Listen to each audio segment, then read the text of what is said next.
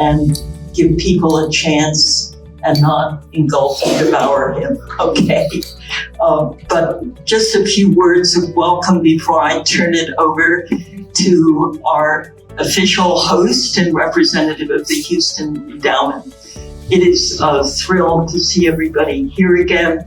We've been waiting for this briefing for about 2 months. I am grateful to Katagu, my colleague from California, who's now in Washington with the Census, for making these connections possible.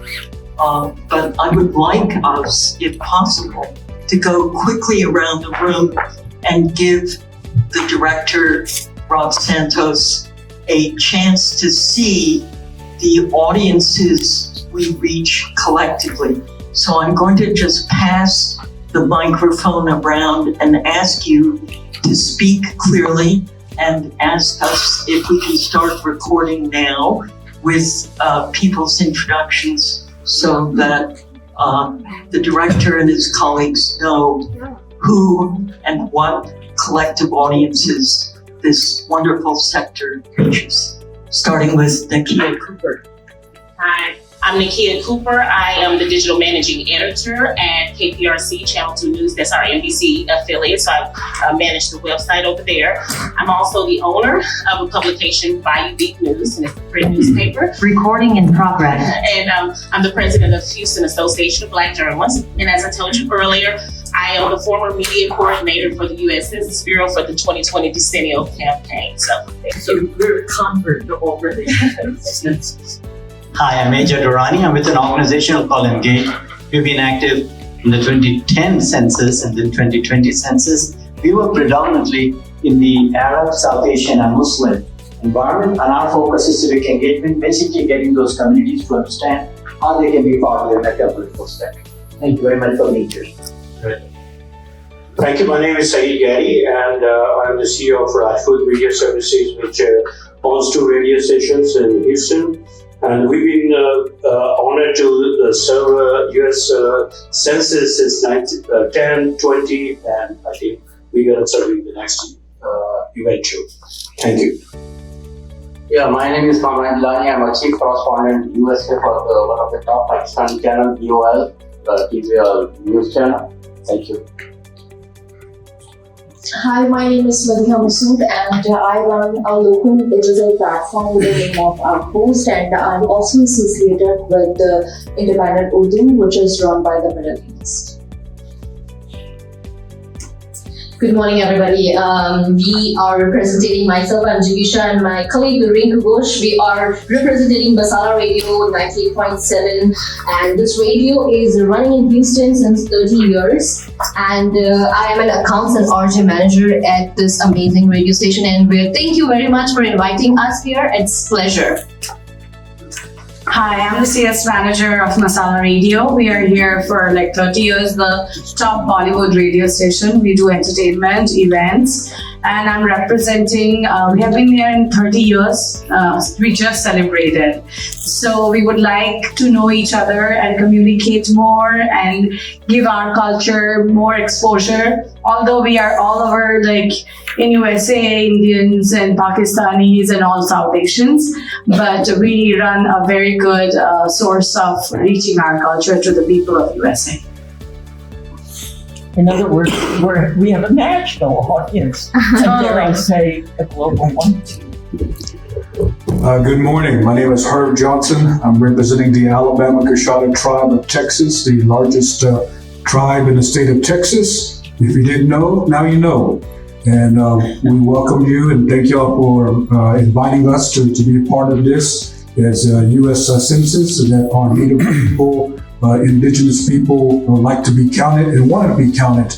And as you know, we've been here first, and we're the first generation here in the United States, and we're the last to be counted. So we wanted to make sure that we're on the table and we want to be counted. And again, thank y'all for inviting me to be a part of this today. Good morning, or I guess it's still morning. I'm Tariq Khan. I'm with Pakistan Publications Inc. We've been a proud media partner with Census Bureau in 2000, 2010, and 2020. So we've been in all 3 decades. I've been in doing media for over 3 decades. We have a newspaper, we have a couple of TV channels, and I'm here to see how we can help. Thank you. Good morning, Ms. Santos, and good morning, everyone. I'm with the Ethnic Media Group, and actually today I'm representing NTD TV. So it's a Chinese TV station here. We are by air is KVVV 15.2. We also have English version channel that is KXLN 45.4. So we have both language broadcasting in Great Houston area. My name is Brenda Chen. Thank you, Brenda. Hi, my name is Lisa Sun, and I'm with the Epoch Times. Epoch Times is a media group. We have a magazine, we have NTD television, and we have 16 offices in the United States and also covered overseas. And we are Houston branch, and I'm glad to be here today. Thank you. My name is Anderson Chu. I'm with Southern Chinese Business. Since 1980, our newspaper get involved with Census for the past 50 years. So we've been here very long. Thank you. This is the OG of the Chinese media here. So I know we're speaking to a native son, so. This is Oliver Payne from World Journal. We have 200 employees working for these newspapers 24/7 in nationwide, including Taiwan. Nice to meet you. Thanks. My name is John Yang. I'm the publisher for the Vietnam Post, which is a broadsheet newspaper, Tonglai Vietnam, which is tabloid format, and another magazine. So we published 3 publications since 1970s. So over 40 years serving the Vietnamese community. I'm glad to be here, and thanks to Sandy to put a lot of time and effort to organize this event, and also thanks for all the staff, crew member from the U.S. Census Bureau. Hopefully we have some fruitful results today. Good morning, everyone. My name is Ana Redondo. I'm a data dissemination specialist with the U.S. Census Bureau. I am local. I cover Southeast Texas as well as San Antonio Metro. And my job is really to help you navigate about 130 different surveys that we do, as well as 50 different data tools that we have. So if you need help with something like that, I'm able to help you with that. Thank you. Hi, good morning, everyone. I'm Deb Stempowski. I'm the Associate Director for the Decennial Census Programs at the Census Bureau, and nice to see everybody.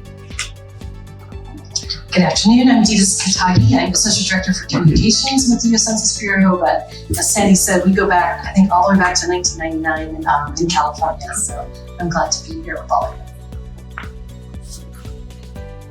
Hi, my name is Jawahar Malhotra. You can call me Jay. I'm with Indo-American News, where we founded the paper in 1982, so I guess we're probably the earliest South Asian paper or media in the Greater Houston area. So glad to be here. Hello, it's a pleasure to be here.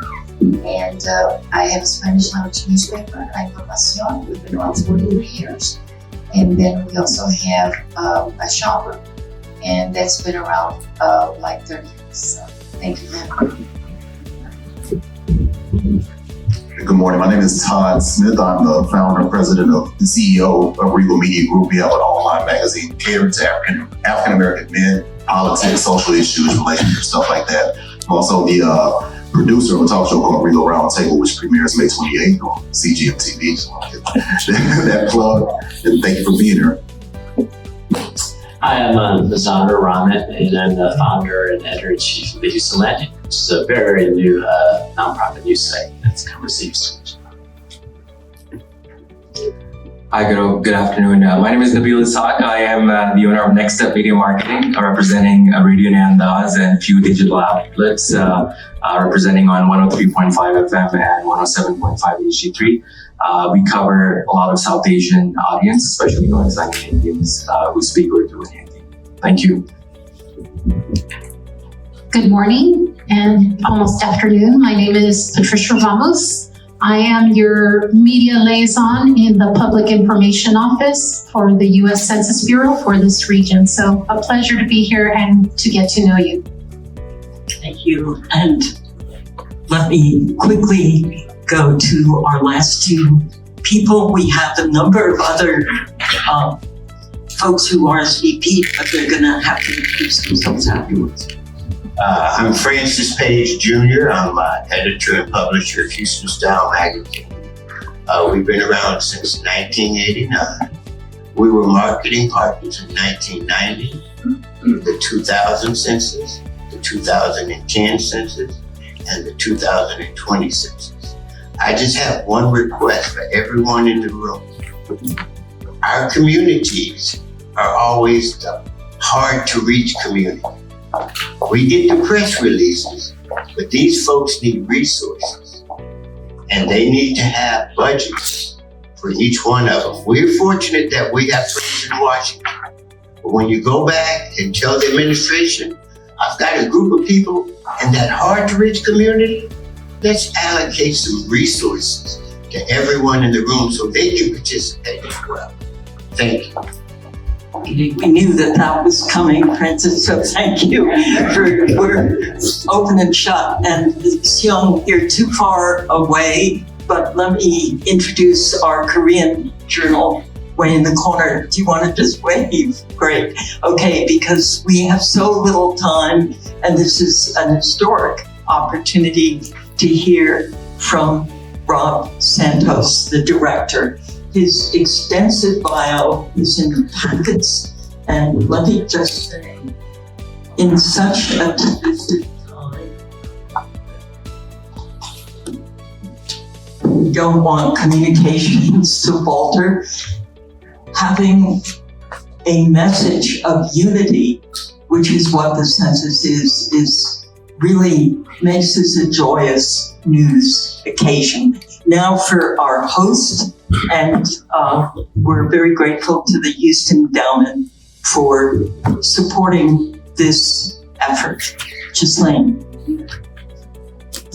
Thank you so much, Sandy. And I won't take too much time because I know everybody's excited to get into the conversation. But I'm Ghislaine Williams. I'm a program officer here at Houston Endowment, working within our civic engagement team. And we're just so excited to be able to host this conversation. Welcome you all and welcome many of you back to our space. We saw many of you just a couple of months ago here, so just excited to be able to see you again and host you here. And I have a couple of very boring things to say, just housekeeping items. So in the back, we do have some drinks, some water, coffee, tea, if you're interested in that. We are going to be bringing lunch in a little bit, so you'll be able to enjoy that a little bit later. The restrooms, if you need them, are going to be just out this door, down the hallway near the reception desk. Yeah, exit. Or combinations of race and ethnicity. It's going to be incredibly detailed, and we look forward to releasing that. Cities will be able to see that diversity and be able to understand where the pockets are and how they can benefit from that diversity. Is there any, I'm looking at my data dissemination specialist, is there anything I missed or that we can say? I don't know if she's still here. No? No, I think we're talking about very stuff in September, but tomorrow we should have one of the largest data that's coming out tomorrow at 10:30 our time. So look out for that. And do some training. We did have a webinar last week that talked about fires and communities. And it's very detailed information on age, on sex, on housing information. But we access that latest information on on census.gov? Yes, Or you can go to census.gov. Typically, when we do releases that big, there's going to be something on our homepage, but it'll send you to our portal, which is data.census.gov, as to how to download it. But go to our website first, and you can find it from there. Which require a coding for reporting purposes at the large race categories of collapsing MENA groups into the white category. We recognize that there are issues with that. For the DHCA product that we're talking about in September, we will have the freedom to have much finer categorization, so that's not going to, it will not be collapsed. More generally, and actually more importantly, is as OMB moves in its consideration of revising the race and ethnicity questions, with a decision in 2024, there has been a robust discussion and appreciation of the need for disaggregating MENA categories and not collapsing them into white. We fully anticipate that we know those voices are heard. I can't say it will happen because it's not my decision. It's not our Census Bureau's decision. It is the Office of Management and Budget's decision. But I fully expect that the commentary on disaggregating MENA is going to be well received in 2020. But what can we do to ensure that fear factor that led in part to the undercount, and especially with transgender? Yeah, thank you for that question as well. It's clear to me that it's insufficient. It's necessary but not sufficient for officials to talk to the public, to talk to folks who are transgender and other genders, and basically say, please, you need to participate in the survey, or please participate, it's going to help you. It's not really effective. What's effective is getting a ground game and having local people on the ground who are trusted messengers communicate those messages. That is part of the reason why I'm here today. You are elements of the trusted messenger network. We need to have a good partnership so that we can not only create and strengthen, but then leverage that trusted messenger system so that folks listen to people they believe. Pastors, people on even PTA groups and teachers and others, rather than officials. Because even me, the first Latino director of the Census Bureau, if I said, please participate in the census in 2020, if I was in that role, that wouldn't have done anything. What's more important is to get on the ground and get, priests and pastors and such to be speaking to their constituencies.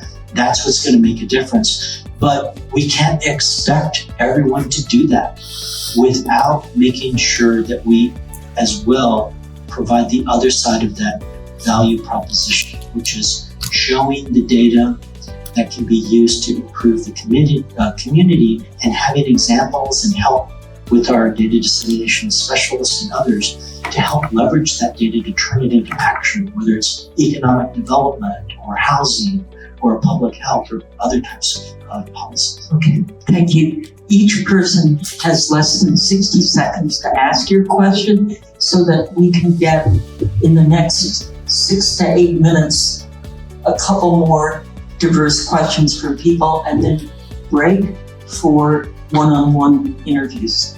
Mr. When is the latest American Community Survey report due? What are the differences between the general survey and You need to have an email that is for you need to have an email that's for your media outlet. So if you have like a Gmail, Yahoo, something like that, unfortunately, that will not be acceptable for, gaining this access at this time for the embargo information. But if you have, your media outlet has A domain name. a domain name, correct. Thank you very much. Yes, if you have a domain name, again, contact us at pio@census.gov for instructions on how to access and gain access to the embargoed media. Once you're approved, then you can have access to that. Are you saying you can't have it otherwise? You will have to wait till tomorrow Okay. when it's made public. Okay. Well, we can wait 24 hours. One of the things this meeting allows us to do is to break through whatever communication barriers by lack of knowledge on our part, lack of knowledge on the census part. Obviously, there's a desire to facilitate the best possible communication. And I think that's the next step. We have to make sure everybody gets on the census list and everybody knows how to access the census. Who's next? Who's next? Okay, thank you. Director Santos, thank you for being here and thank you for this candid conversation that we've had. Before the 2020 census, a category or subcategory had been It's once every 10 years. It's 10 questions. And, it basically captures some really simple stuff like household composition, age, relationships, things that you, sex, and so forth. So it's very simple.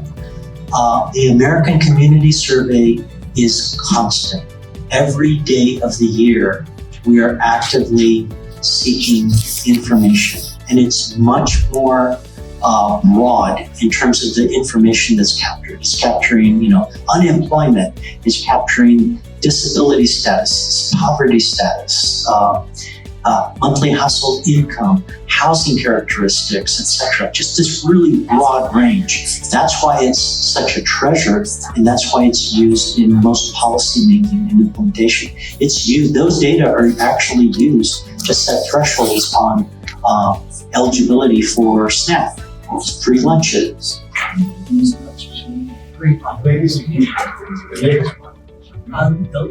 It's continuous. So every year in September, there's a release of the September and December.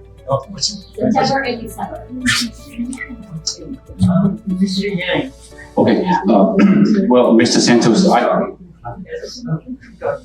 Sorry. Okay. Yeah, John Young from Beijing Post. I just noticed that, Mr. Santos, you're you're Texan, so welcome home. San Antonio. San Antonio. Another Vato Loco de San. Excellent. So my question is, as you indicated, that the census probably will never be accurate. Probably because nothing is accurate. Nothing's accurate. Because even our road shots, when we make it, are accurate. That's true. So I guess my question is, since you took up the office, looking at in the past census, do you have any kind of a mechanism or implemented to some kind of verification that the census has been improving throughout those decades? And I have another side question. Second question is I usually forget the second question. Since you're the census, so you say you're involving a lot of statistics in this country, the United States.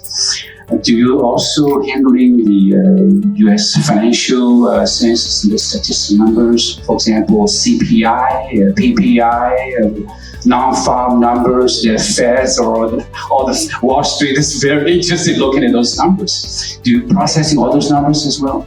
Yes, I'll answer that one first, and then you'll have to remind me of the first question. That's how I roll, guys. So we have a really robust economic section of the Census Bureau, where we do our economic census, we do annual business surveys, We also do surveys for the Bureau of Labor Statistics, the current population survey. We go out and collect information that's used for the CPI and use 1.6. So we'll see what comes of that. It's actually incredibly laid out in detail.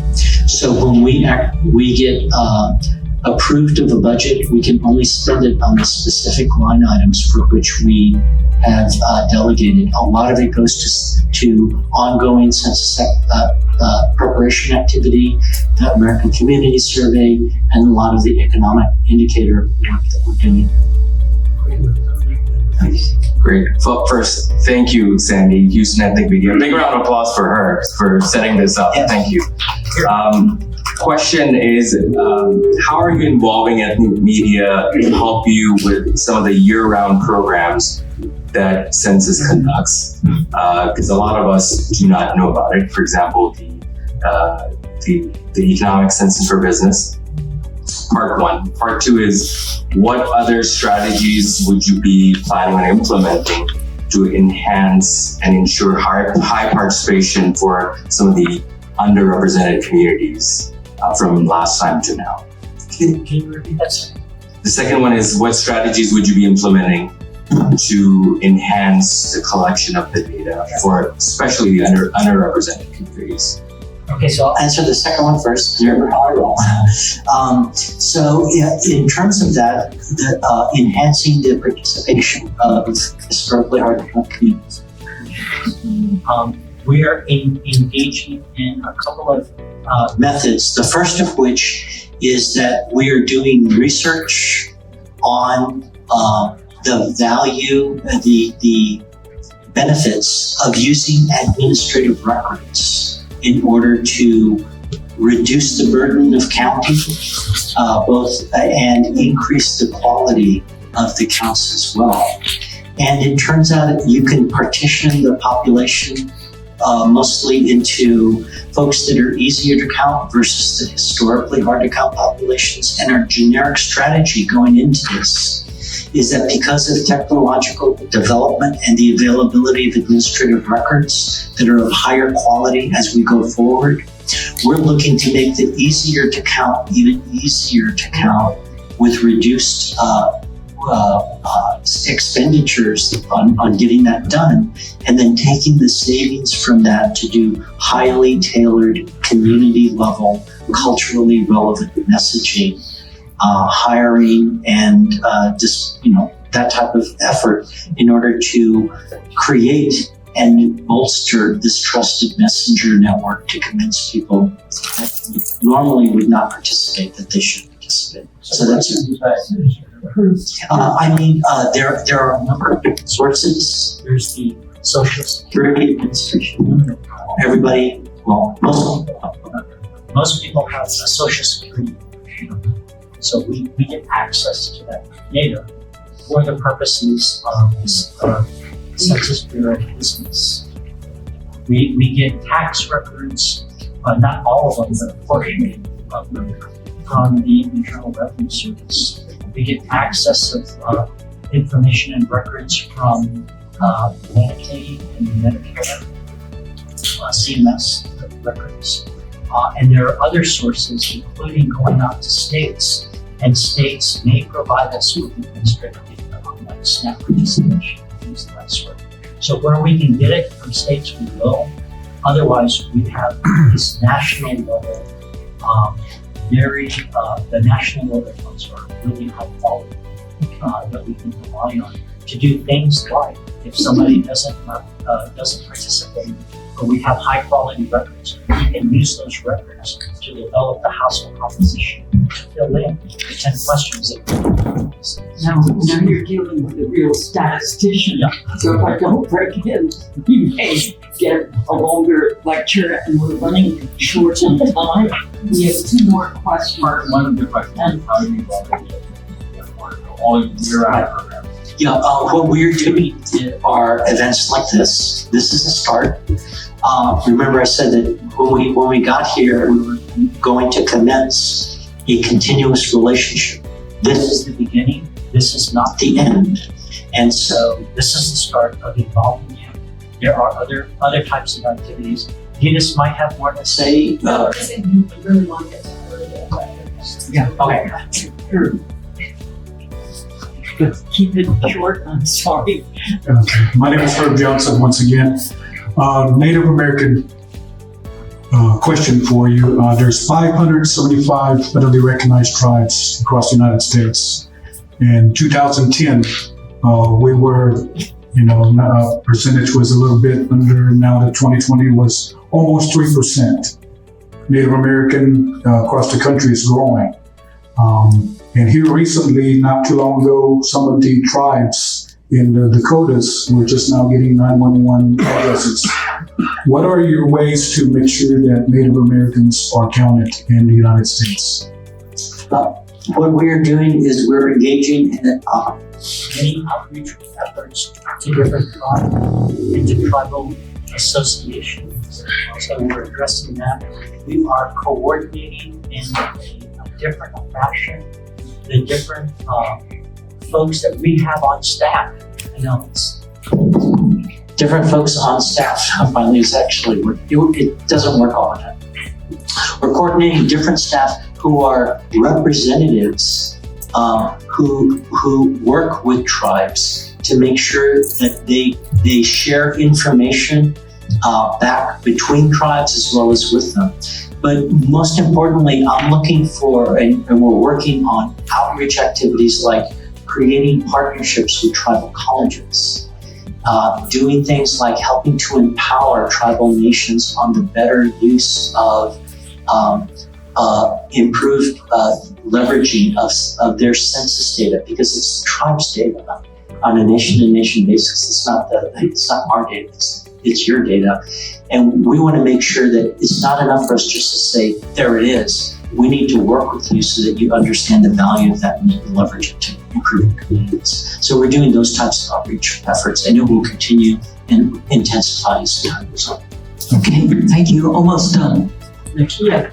Hi. Okay, so mine is, if you guys will allow me to be an advocate here for the census, is just a statement to my fellow media partners in here, because I have that unique perspective of being in the media before and then going into the census as a media coordinator, then coming out and doing some different things. One thing, after the 2020 decennial, I got a chance to stay over and work with our CPEP headquarters on developing some different programs, which are more like if you're talking about media specialists and things of that nature. There is so much on census.gov that you can utilize that actually can help your newsrooms and help you engage your community. What he was talking about is empowerment. If we do some things like continuing these partnerships, the way you can continue the partnerships is just imagine, like I know with so many of those things, if you get a DDS to come to you or you form some kind of group or a workshop, form workshops. And do you know, like, let's say if you formed a workshop and you wanted to see how do you help nonprofits, this is something we can report on. How can you help a nonprofit? You teach that nonprofit how to access that data. We have some proven cases where the nonprofit then didn't have to hire a consultant. They let their consultants go because they learned how to access that themselves. That's how you make yourself one of those great community partner leaders within your community. You are the trusted voices. I am a trusted voice. They come to us first. We have that unique way of getting ourselves out there. And then with you forming your relationships with the census, you don't have to fight for, I'm just gonna put it out there, your media buys later on, because I had that problem of people coming to us and saying, you can put us on the media buys. Well, I'm not the media buyer, I'm a media coordinator. But I help put out that information. First thing we would always do is go into that database just to see if they even apply the right way. A lot of times you didn't. And so those are some of the things that you can do. If you get in it right now, making yourself a community partner, helping your community access that data, having someone come out and teach that data, you lead and we continue on. It was to get data actually is fun. It was so much fun doing that. So that was it. Thank you for that pitch. It's an important one. And finally, last question from Todd. You have a radio voice. Can you pitch? Has the census ever looked into why there's an overcount in one group, undercount there? Is there anything? Is it just an honest mistake when an overcount, or is it something more There, because I have full confidence because I've known actually, I've known many of the census folks for decades because of my work as a statistician on the side. Career folks are the most dedicated that I've ever met to the census mission and to upholding the Constitution. No one, and I mean no one, is going to meddle with the data. I'm saying from a citizen standpoint, though. Yeah. Not because I think people try to politicize. Some politicians try to politicize 2020 census and scare people. Is there any way that message encourage other people to misrepresent themselves and misrepresent their families? Does that make sense? Yes, I'm not knowledgeable about that. I don't. I'm sure actually that there was no nefarious activity of intentionally putting in more than one census form to try to double count. Many of the majority of the overcounting was among people who had multiple homes, and so they were in one place and did it, and then they went to, because of COVID, to their other place. They got a census form and they filled it out. There was those types of things. There are also unintentional things that happen. So my own example is I had a daughter who was a nursing student in Arkansas with two little ones, one in diapers, a 2-year-old and a 10-year-old, 8-year-old. We brought those kids back to Austin and raised them for 6 months while my daughter finished up doing clinicals, because back then in COVID there was no one knew the nature of the beast, and so when I filled out the form, I included my grandkids because they were living with me, and I didn't know if they were ever going to leave, because if anything, she would join us and live with us. And if she got it back there, she made it. That is probably the best show rather than tell we can provide. But in between, we have about 8 minutes. A couple of us have radio audiences and TV audiences. Those are the most important photo ops. If you could line up, if you need a 1 minute, if you're willing, for interviews, could you line up here? And then the rest of you, please grab a lunch, and then we'll do, please don't leave before we do a group shot against this wall, okay? And thank you again. It is great to be part of this round. I